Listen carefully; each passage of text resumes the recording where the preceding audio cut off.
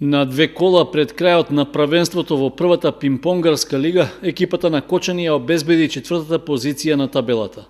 По одигрувањето на 12-тото коло и средбата на домашен терен со Студент од Скопје, нашите пинг-понгари можат да бидат задоволни од постигнатото.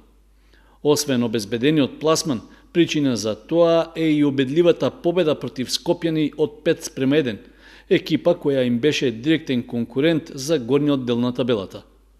Иако колото беше најавено за минатиот викенд, тоа беше одложено поради сениорското поединечно државно првенство што се одржа во Струмица. Двонеделната пауза не влијаеше врз формата и играта на кочанските пинг-понгари, кои постигнаа втора победа едно по друго и го подобрија своето бодовно салдо. Во идното коло екипата на Кочани треба да гостува во Битола, каде ја очекува тежок меч против Мултитекс. Во последното 14-то коло пак на домашен терен ја пречекува екипата на Куманово. Нашите пинг-понгари во моментот имаат 14 бода и се наоѓаат на 4-то место на табелата. На врвот останува Ѓорче Петров со 20 и Младост 96 и Мултитекс со по 18 бода. Зад нашата екипа со 10 бода е Студент, а потоа следуваат Куманово, Пошта 2 и Дебар Маало со 6, односно со по 2 бода.